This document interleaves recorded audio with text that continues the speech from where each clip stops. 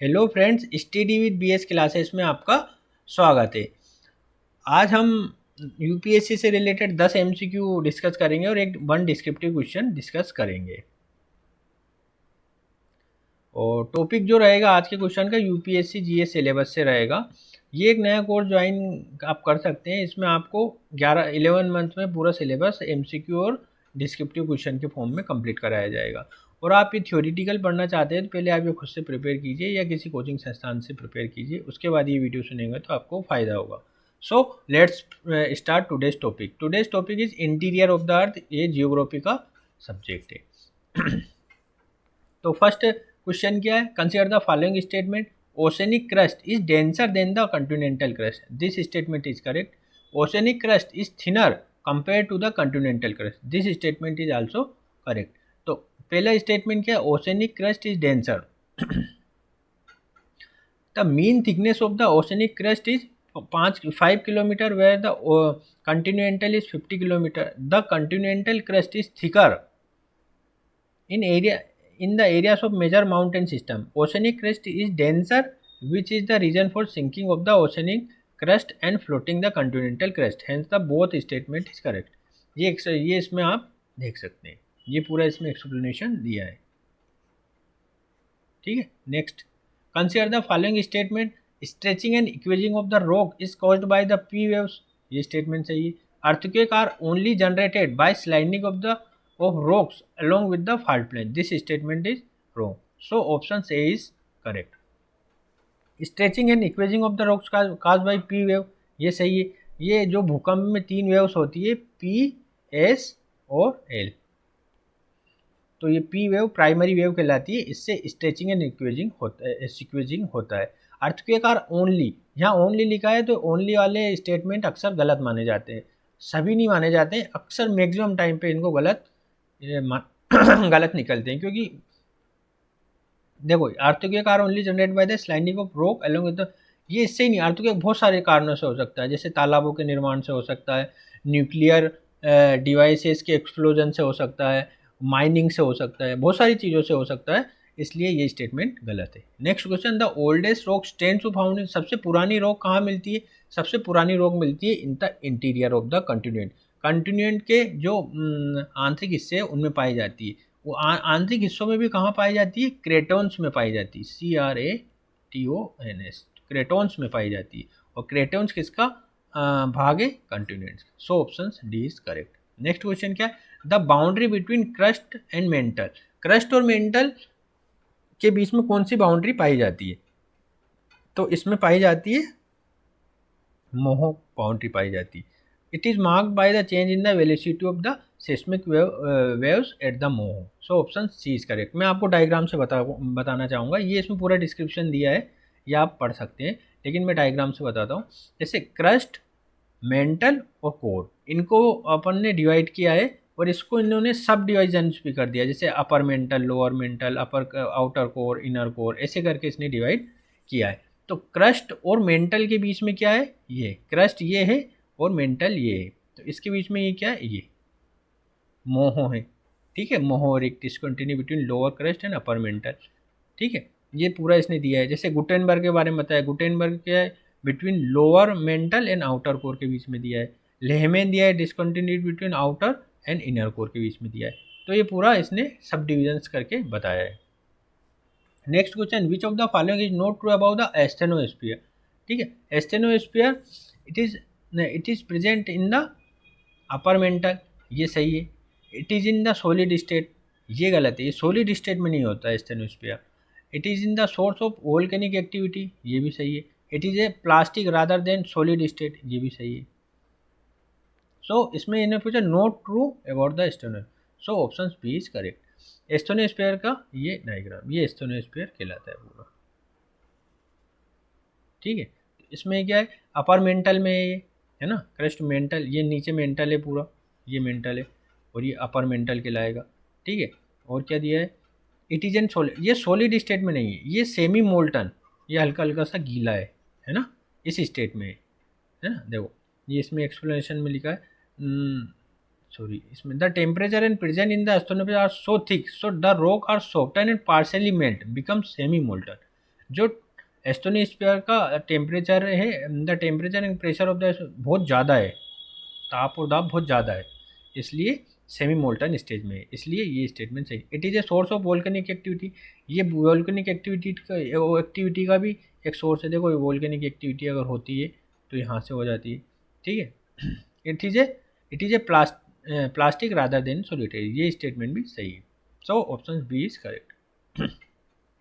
Consider the following statement. The second layer, mantle, starting from the lower boundary of the crust, continues up to the 2900 km. This statement is correct. The inner core believed to be in the liquid body. जो आंतरिक core है उसको ऐसा माना जाता है कि वो लिक्विड बॉडी है, बट ऐसा नहीं है, ये स्टेटमेंट गलत है। हम समझेंगे ऐसा क्यों। ठीक है, अभी इसका आंसर क्या हो जाएगा, ऑप्शन से। अब मैं आपको बताता हूँ कि क्या है। The inner core of thickness around 1970 and believed to be solid state, solid state में है, ठीक है, इसलिए ये गलत है। और दूसरा क्या है, the second layer mantle lies between the crust and the zone starting from the lower boundary of the crust continue up to the 2900 kilometre, इसलिए दूसरा सही है। मैं इसको डायग्राम से बताता हूँ, ठीक है। ये मेंटल है, ये क्रस्ट है, ये मेंटल है और ये पूरा कोर है, ठीक है। ये जो इनर कोर है ये किस में है, सॉलिड स्टेट में है, सॉलिड स्टेट में, ये पूरा सॉलिड स्टेट है, ठीक है, इसलिए ये स्टेटमेंट सही है, ये स्टेटमेंट गलत है। और जो 2900 किलोमीटर है ये इसके बारे में बताया गया है, 2900 है ना मेंटल का, इसलिए ये सही है। तो only option A is correct. Next question क्या है, with reference to the earth crust which of the following statement is or not correct, इसमें इनकरेक्ट पूछा है ना। तो क्या है, it is a outer thin layer with a thickness up to 200 kilometre, this statement is wrong. The continental crust is formed by the basaltic rock, this statement is also wrong.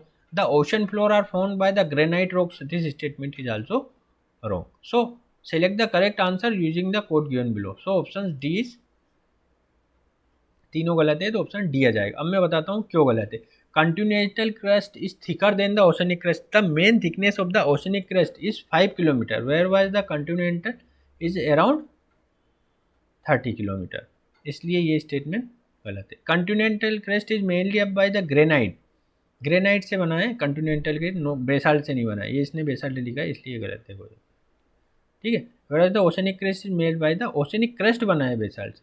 The density of the basaltic is 5 gram cc, where was the granite is 2.7 gram cc, hence none of the statement is correct, इसलिए ये भी गलत, तीनों गलत। Consider the properties of the igneous rock के बारे में इसमें बताना है। They are the crystalline nature,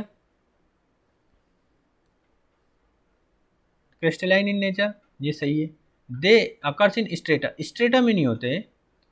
they do not contain fossil, ये भी सही है, ये फोजिल नहीं होते इग्निशियस में, ठीक है। मैं तीनों का आपको बता देता हूँ। इग्निशियस में क्या होता है, सेडिमेंट्री में क्या होता है, मेटामॉर्फिक में क्या होता है।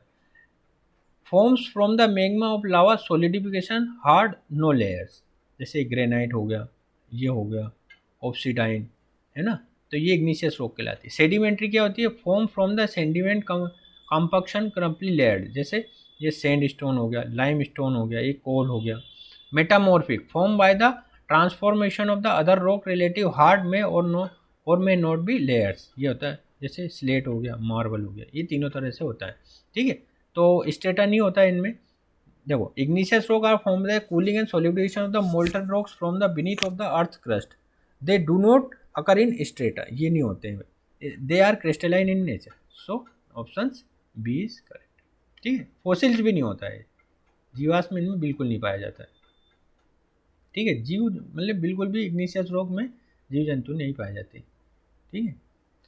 क्योंकि क्यों नहीं पाए जाएंगे पहले ही समझो तुम, क्योंकि ये जो लावा वगैरह है इसके भयंकर ताप और दाब से बना है, ताप और दाब के निर्माण से ये बनती है, इसलिए कोई जीव जंतु रहने का इसमें सवाल नहीं होता। So option B is correct. Next, which of the following statement are revealed that the concept of sea floor spreading, sea floor spreading मतलब जो सी फ्लोर है वो लगातार बढ़ता जा रहा है, इसके सिद्धांत के बारे में क्या कहना है। Volcanic eruption are the common along the mid oceanic ridge, ये सही है।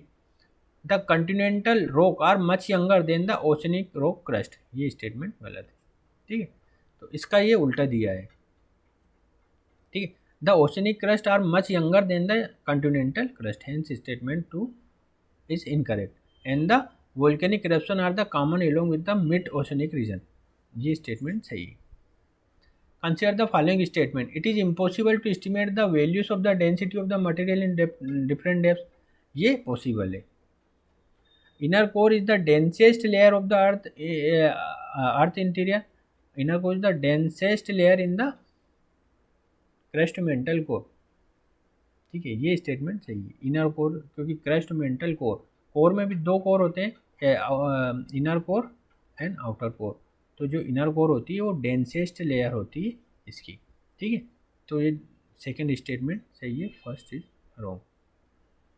So option A is correct. ये एक्सप्लेनेशन है, आप इसको पढ़ सकते हैं एक्सप्लेन, ठीक है। अब एक सब्जेक्टिव क्वेश्चन है, इसी के आधार पर हम डिस्कस करेंगे। Discuss the evolution of the layered structure of the earth along with the formation of the lithosphere, hydrosphere and atmosphere, ठीक है। तो सबसे पहले इसमें हम आपके जो अर्थ का इंटीरियर है उसके बारे में बताएंगे थोड़ा, कैसे बना है।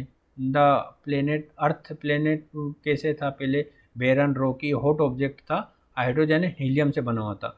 The present day earth is result of the process of taking place 4600 millions year. इसको इतना टाइम लगा है। Formation of the layered structure of the lithosphere, the earth was mostly in the volatile state during the primordial state, इसमें था। Due to the gradual increase in the density of the temperature increase inside has increase, as a result the material inside started getting separated depending on their densities. This process is called the differentiation. This allowed the heavier metal like iron to sink toward the center of the earth and lighter ones to move toward the surface. Due to this, earth got divided into layers, thus crust, outermost, mantle, outer core and inner core बने। From the crust to the core the density of the material increase. Crust mantle core से जाते हुए, जैसे crust mantle core जाते हुए density लगातार बढ़ती गई। Evolution of the atmosphere and hydrosphere, जो वातावरण और हाइड्रोस्फीयर का निर्माण कैसे हुआ। The early atmosphere with hydrogen and helium is suppose to have been stripped off as a result of the solar wind का घटना हुई। Then during the cooling of the earth, gases and water vapor were released from the interior solid earth. This started the evolution of the present atmosphere. This process is called the degassing. Degassing की घटना होती है। Continuous volcano eruption contributed water vapors and gases to the atmosphere. As a earth cooled, the water vapor release started getting condensed होने लगती है। The carbon dioxide in the atmosphere got dissolved in the rainwater and the temperature further decreased, causing the more condensation and more rains होने लगती। The rainwater falling onto the surface got collected in the depression to give rise in the oceans होने लगता। The evolution of the lithosphere, atmosphere and hydrosphere led to the evolution of the photosynthesis. This gave birth of the life on the earth. Photosynthesis प्रकाश संश्लेषण की घटनाएं होने लगती है, जिससे कि जीवन का चक्र शुरू हो जाता है। ये अब मैं डायग्राम से बताना चाहूँगा स्ट्रक्चर ऑफ द अर्थ क्या होता है।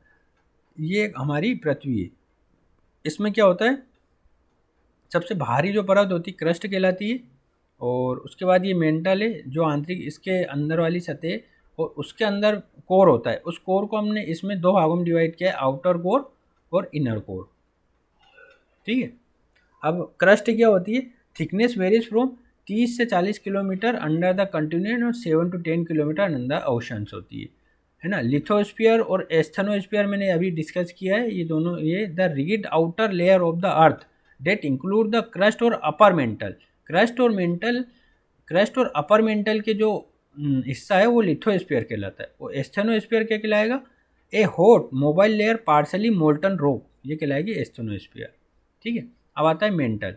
क्रस्ट ये मेंटल है, ये वाला भाग, ये पूरा भाग मेंटल है, ठीक है। The mostly solid layer between the crust and the earth outer core के बीच में जो है, आउटर कोर क्या है? ए fluid layer mainly consisting of iron और निकेल से जो बनी है आउटर कोर कहलाती है। इनर कोर क्या कहलाती है? A solid hot spinning metal ball that is the densest part of the earth, ये है इनर, ये सॉरी ये इतना इतना जो है ना पूरा हिस्सा इनर कोर कहलाता है। ठीक है, ये दूसरा डायग्राम इसका अगर देखना चाहे, ये इनर कोर दूसरे संदर्भ में देखिए, इनर सबसे सॉलिड और डेंसेस्ट पार्ट है। ठीक है, ये आउटर कोर कहलाता है यहाँ तक, है ना। ठीक है, और ये मेंटल है पूरा, यहाँ से यहाँ तक का ये मेंटल है। ठीक है, अब मेंटल से ये जो यहाँ से यहाँ तक का हिस्सा है, यहाँ से पूरा इतना हिस्सा ये एस्थेनोस्फीयर कहलाता है, और ये लिथोस्फीयर, ये वाला हिस्सा लिथोस्फीयर कहलाता है। ठीक है, ये कॉन्टिनेंटल क्रेस्ट आ जाएगा, और ये कॉन्टिनेंटल क्रेस्ट ये हिस्सा है। ठीक है, तो इसको आप पढ़ेंगे तो पूरा आपको इंटीरियर ऑफ द अर्थ के बारे में नॉलेज प्राप्त हो जाएगा। सो थैंक यू फ्रेंड्स, आपको कोई क्वेरी है तो आप कमेंट बॉक्स में लिख सकते हैं, हम आपको उसका रिप्लाई अवश्य करेंगे। धन्यवाद।